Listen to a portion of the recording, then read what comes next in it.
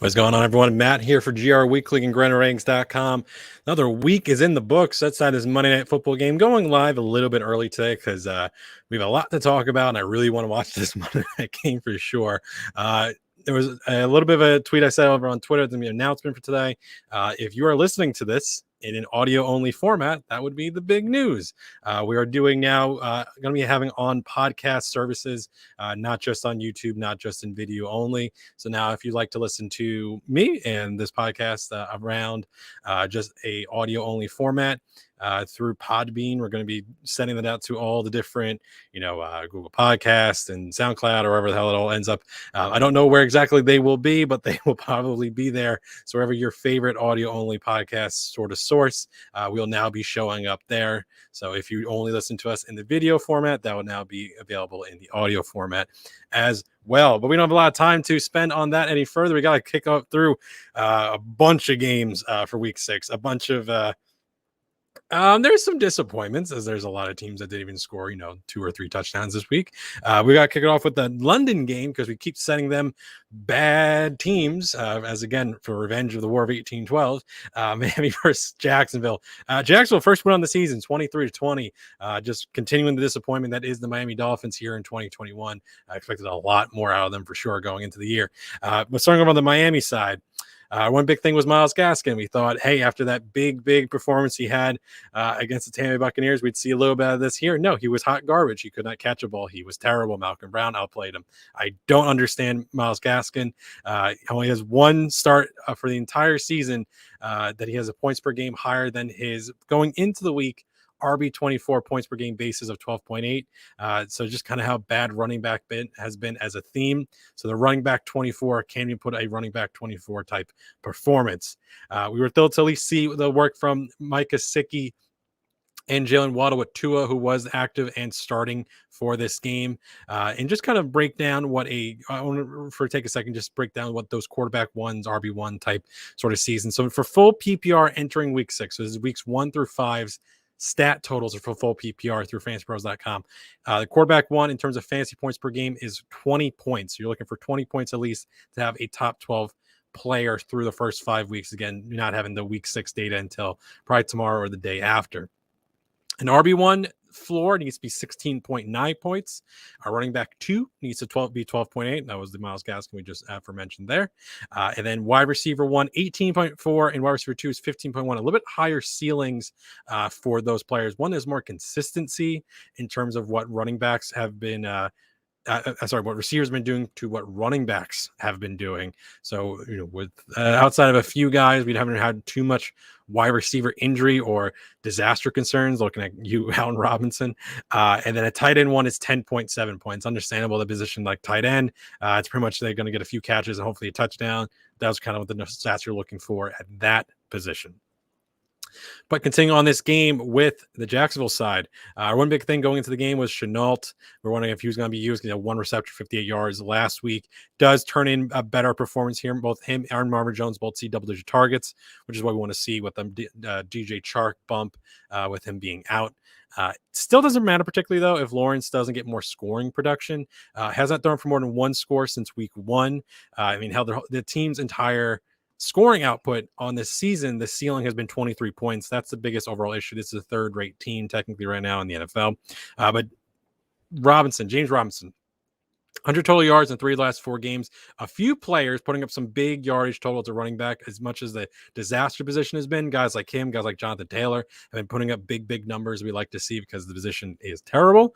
But for some reason, one thing that's a little odd to me, Jacksonville gets the game off, the bye off of this game, along with 5 other teams in week 7. Miami is not included amongst them, which is something of a little bit of a concern. It says Atlanta and New York Jets both got the London bye after the week 5 games. Week 7, Buffalo Bills, Dallas Cowboys, the Jaguars, the Vikings, the Pittsburgh Steelers, and the Los Angeles Chargers. First off, you have some of the best running backs in football there. You're losing Elliott, you're losing Robinson, you're losing Cook, you're losing Najee Harris, you're losing Eckler. That's something. Quarterback, we're losing, Josh Allen. We're losing Dak. Kirk Cousins has been pretty good so far this year. We're losing Justin Herbert. And then, just a plethora of wide receivers for sure. I mean, just with the Los Angeles Chargers alone, Stephon Diggs, the Cowboys, like that is a big chunk of especially receivers for a lot of my teams. I have a lot of Cowboys and Chargers this year. I'm going to be in a bad sorts, but Miami doesn't have their bye into week 14. So I was a little surprised on that one, why they don't get the benefit that the Jacksonville Jaguars do. But speaking back against James Robinson, I think it's hard to rank him rest of the season outside of at least the top 10. Especially with the amount of work they've been looking to him the last few weeks. They decided that the best way for them to get involved in football games is to have their best player get the ball more often. And currently that is definitely James Robinson on the offensive side of the ball. Moving on, Green Bay versus Chicago. Green Bay wins this game 24-14 as Aaron Rodgers owns the Chicago Bears. And you've seen probably the stat thrown around a lot. It's like, 25 wins, 6 losses against Chicago. Yeah, he owns that whole division. That division has been not particularly great, and Aaron Rodgers has been excellent. The Packers have been excellent for as long as he's been around. But one big thing going into the game was A.J. Dillon's involvement. 3 straight weeks of double-digit touches for A.J. Dillon. It needs to downgrade, I think, Aaron Jones a little bit if this continues, because you can't move outside the top 12 considering what the totality of the position is. But the yardage loss from Dillon is one thing, but at least we're not seeing him get a bunch of red zone work compared to the 3 total touches he had last week. As long as that doesn't change, actually, I think he had 5 because I think he had 2 targets as well. That doesn't change. We're in a fine spot. And this game is not competitive. I'm going to use that word a lot today because there was a lot of bad football being played. But the 5 targets Devontae Adams saw yesterday was the lowest he's seen since week 3 of 2019. Any game he did not leave due to injury.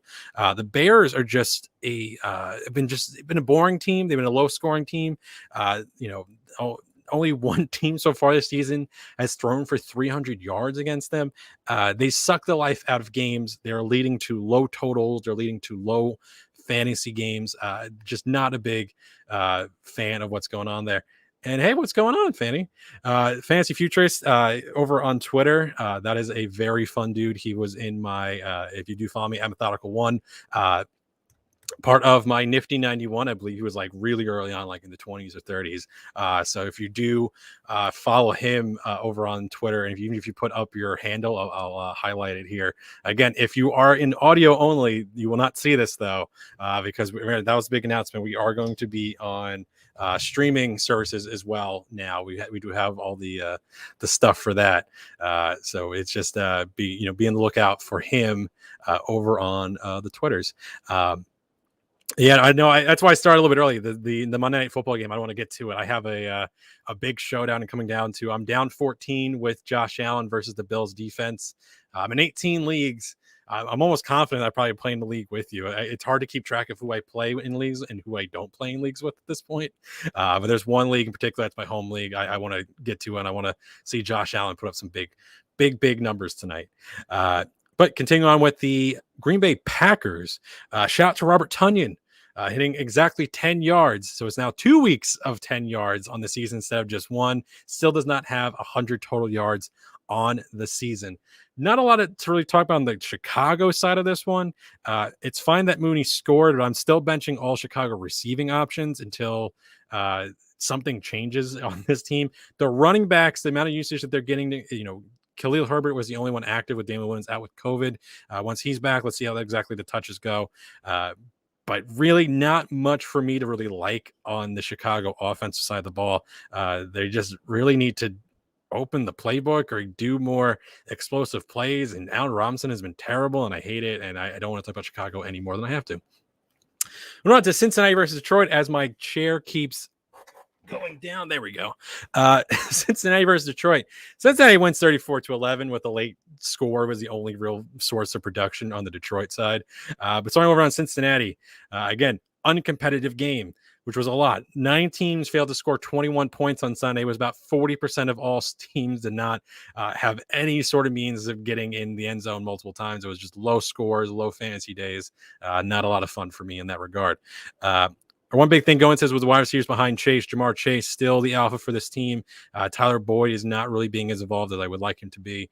And T. Higgins, I would like to say, has definitely moved into being the second primary guy. I mean, he can't block like Chase does.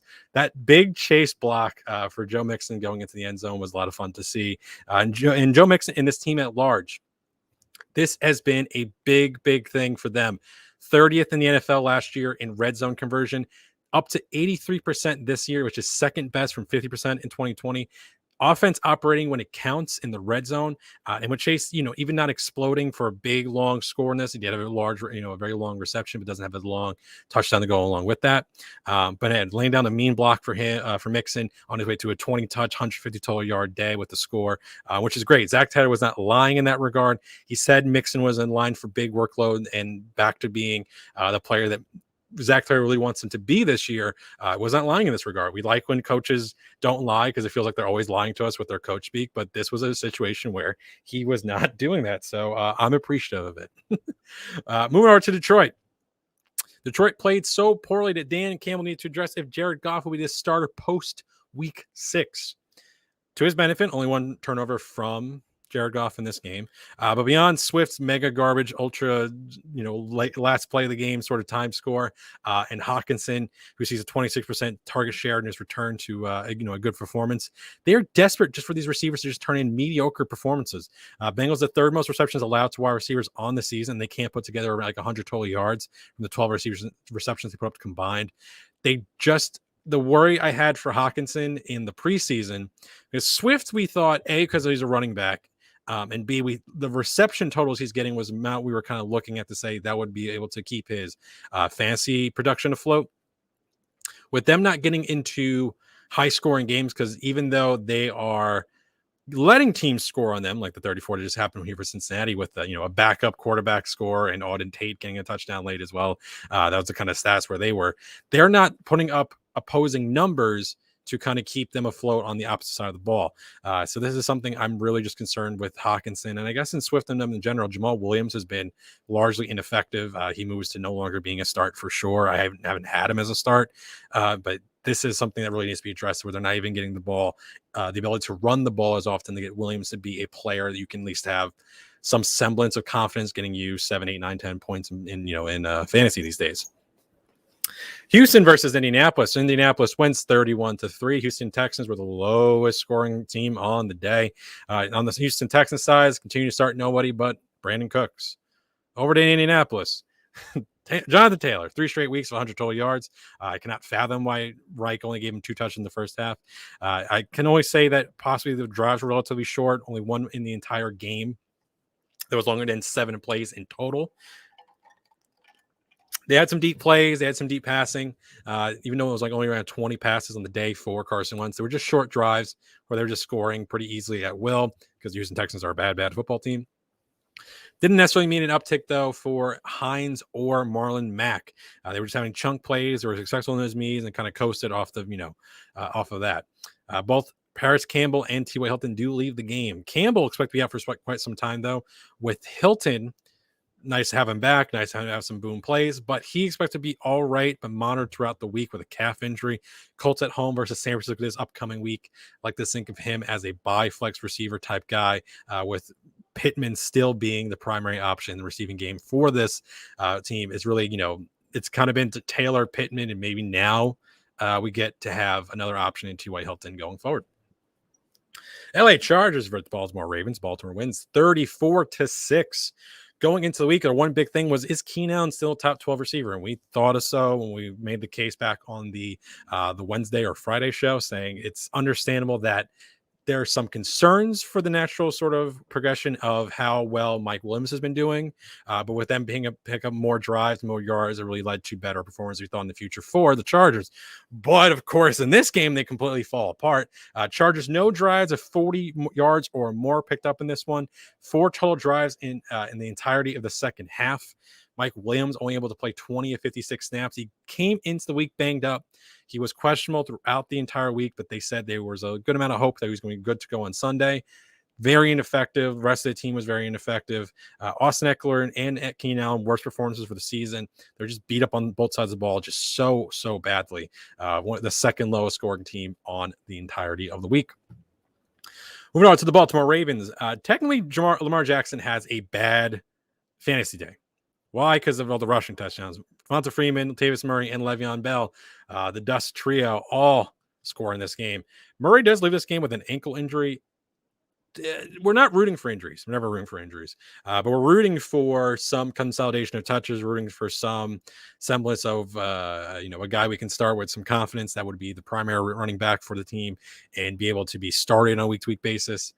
If Murray is not active, it does help the other players, but it's still a very wishy-washy situation as a total.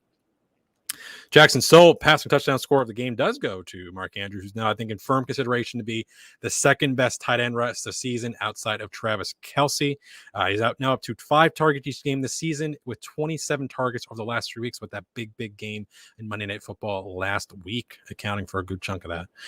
For the receivers, you want to see how Rashad Bateman would play in this one. Would he see enough snaps to be relevant? And would Marquise Brown be hurt by his active status? The passing offense was poor, A, because of the rushing touchdowns, and B, the LA Chargers were bad football team yesterday.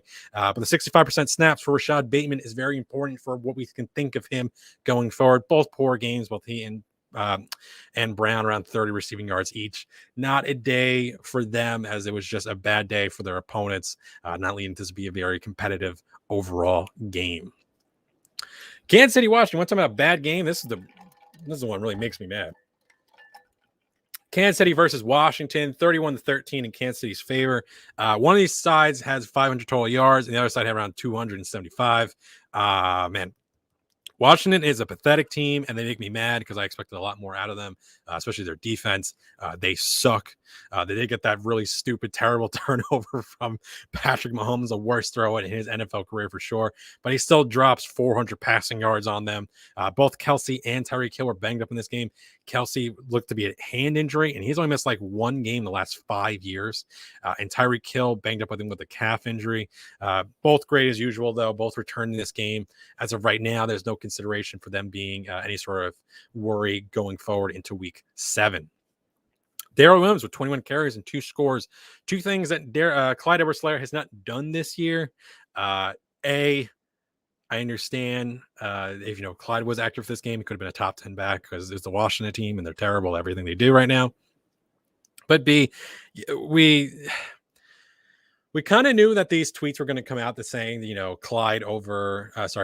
over Clyde, because the matchup just showed that whoever was going to be back there was going to be really productive.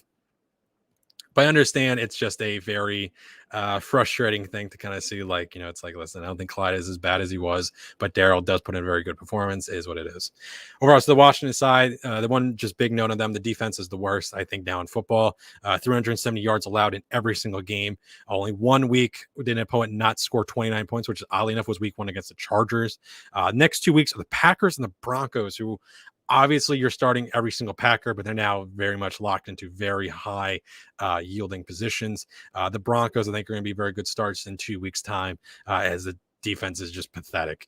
McLaurin and Gibson underachieved. Gibson coming into the game questionable with a shin injury, did keep him out of play for most of the second half. McKissick was just dump off city. They couldn't get any real sustained drives going on and good sources of production outside of a very odd Ricky Seals-Jones score. I do like the Seal picture they put up on their Twitter, the Washington football team, but it was odd. There was no safety coverage over the top, and Ricky Seals-Jones just goes for a very easy score. I wanted to see more of McLaurin. I want to see more of Gibson. If we don't have Gibson next week, we did not see any uptick in amount of carries for Jarrett Patterson, who we think would take over the real rushing role. McKissick sees the bump because he would be the pass catching back, and that's really the only thing that matters is how much easy, kind of cheap sort of points production we can get out of players. And McKissick was just dump off city yesterday, so I'm expecting a good amount of that as well if they were going to week 7 without Antonio Gibson. Minnesota versus Carolina. Minnesota wins this game 34-28 in overtime. Minnesota allowing Carolina to be in this was a little weird, though. 571 yards of total production for Minnesota compared to 306 for Carolina. And they were 7 of 16 on third down compared to 2 of 12 for Carolina. Weird game. We do like that Dalvin Cook got 31 touches. That's good for fantasy. That's good for our stat lines, right? I don't think that's that great for a player who's been limping along for a few weeks. It's understandable that they need him to help them win games. This is an important thing to get this win against Carolina. But it's just something to be worried about. it's weird. We want running backs with heavy workloads, but then when they get too much work, now we're worried about them breaking down.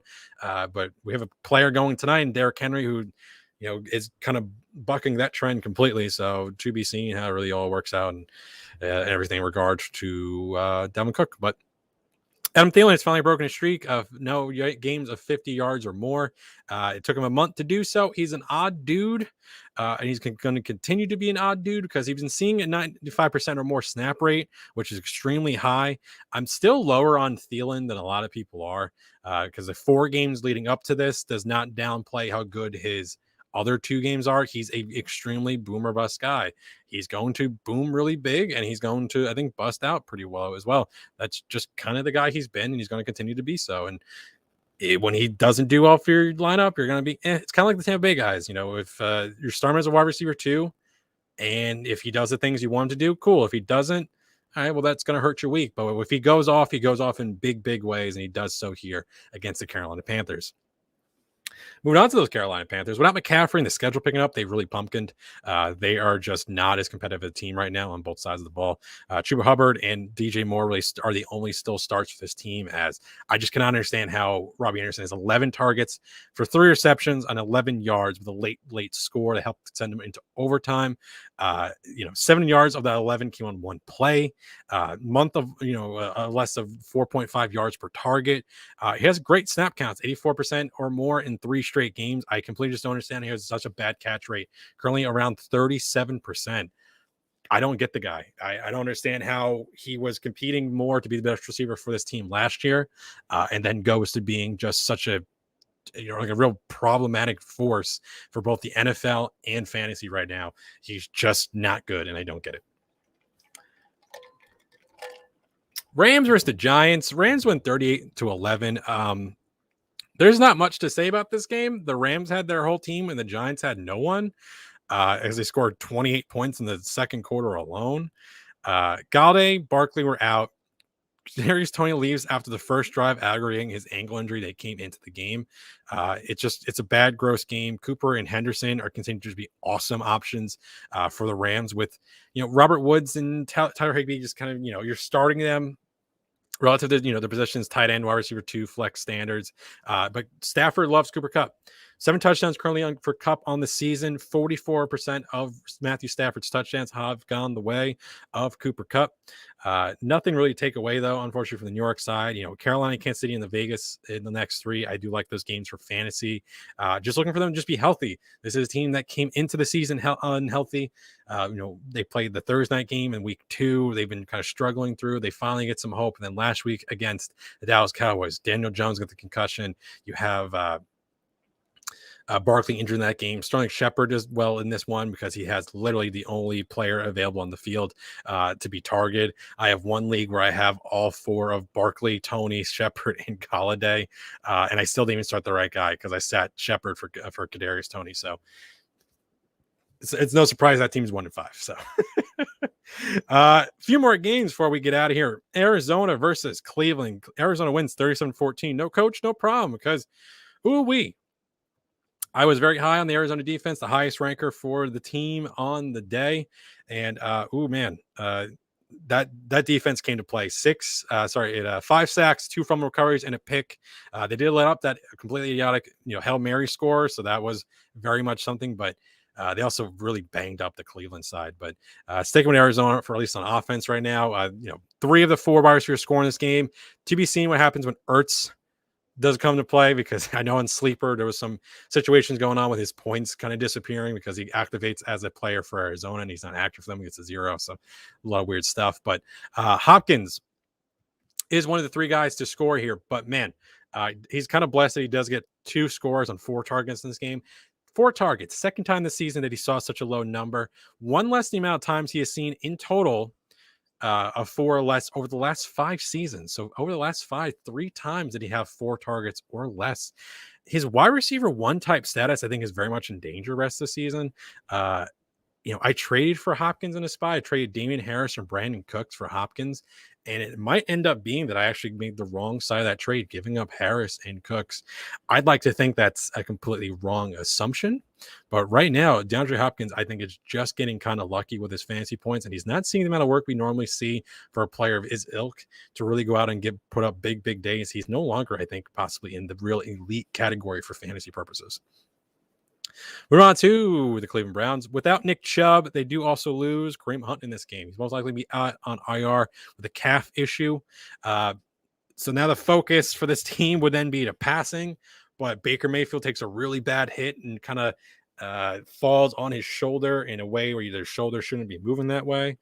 So I'm a little worried about his sort of status going into week 7 onward. I believe he's due for an MRI. I did not see the results of that just yet to see if his whole situation is going to be. But Dearness Johnson and Demetric Felton should be picked up.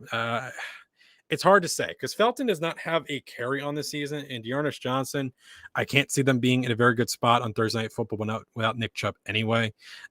This whole team to me seems to be a void for now. It was an uptick for Odell Beckham because they need to do a lot of passing, and obviously Donovan Peoples-Jones with 2 scores in the game, and then one of those being a 50-yard complete Hail Mary garbage pass thing is stupid. A lot of errors on a DST, as you can see, but Browns are becoming a little bit of a disaster. So I can't really say with much confidence that you should be starting any of them in fantasy. So that's just something to think about outside of Nick Chubb. Nick Chubb is a big linchpin for what this team is going to be. So moving on to the Las Vegas Raiders versus the Denver Broncos.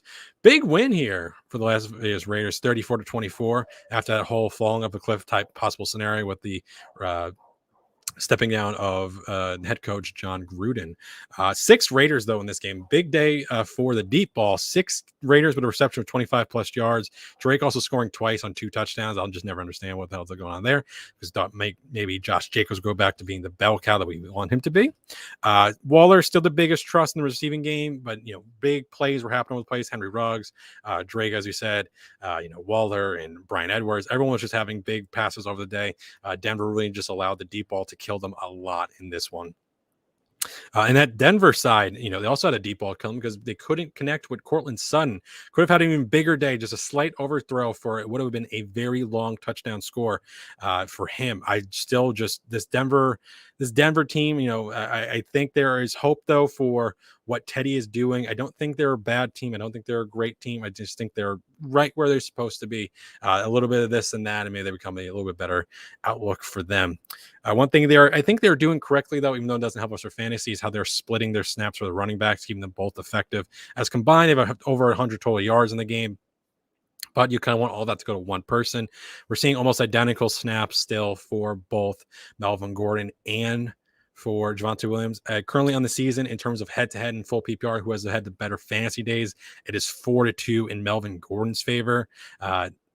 There was only 2 instances of them having over 15 points or more. Week 1 for Melvin Gordon and week 3 for Melvin Gordon. Otherwise, they have been 10 points or less 3 times for Gordon and 4 times for Javonte Williams. Dallas versus New England, 2 more games on the docket here. Dallas wins 35-29 because there were some late explosions in this game. Big heroic sort of plays from Kendrick Bourne on the New England side after a big pick 6 from Trayvon Diggs, who I believe is still the locked-in defensive player of the year until going forward. But starting off with the Dallas Cowboys, Dak Prescott, 51 attempts. That's what we want to have. Like I said, a few weeks there was 3 weeks of under 30 pass attempts and 32 last week. The big draw to Dallas was the big pass volume numbers. Dak does get a little bit banged up in this game, but they do have the bye week next week, so we're not overly concerned that's going to be keeping him out of any further work past the week 7 bye. Cooper has his first game of 3+ receptions since week 1. Because our one big thing going to the game was the decline of Amari Cooper. Because CeeDee Lamb is the alpha for this team, 150 yards and 2 scores in the game. Also, we do have Dalton Schultz with just a yard away from a score. Blake Jarwin does clean up and play there to get the touchdown from him. Just a big sort of vulture situation there. But not much has overtly changed for this Dallas team. Dak, Zeke, Lamb, all must starts. Mark Cooper as a wide receiver 2 instead of a 1 probably going forward. And Dalton Schultz is a top 12 tight end. I think you can go back to just treating Tony Pollard as a handcuff type guy in only. Guys like him and guys like Kenneth Gainwell we've seen this week, they're going back to just being handcuffs. They're not being used enough for us to really put them into our starting lineups. Over on to New England, this was the kind of game we wanted to see out of Damian Harris. Damian Harris was questionable coming into the game. We wanted to see if he can have big plays here and big stats. And he does do about 100 total yards in the game. Does have one of his touchdowns kind of taken by Ramondre Stevenson, whatever it may be for that one. But we don't have a lot of consistency with the other Patriots right now. Hunter Henry, that I did have as a top 12 play, does score here to save his day. But Jonnu Smith is now one of the most expensive blockers in the league. He's not running routes. He's not being used. He has 1 target and 1 reception for 6 yards in the game. It's annoying because I was out on the Patriots. I wanted nothing to do with them, mostly from it came from an offense early in the offseason. And then I completely flipped to being in on these tight ends. And I guess my gut reaction I should have stayed with, because I did not want either of these guys. And then I went back, looked at the old Gronk and Hernandez year. And it's like, listen, if they're going to just use a lot of, around the 10-yard line, keep the short passing, make it so you get some little bit of confusion at the line. They're running, are they throwing, what are they going to do?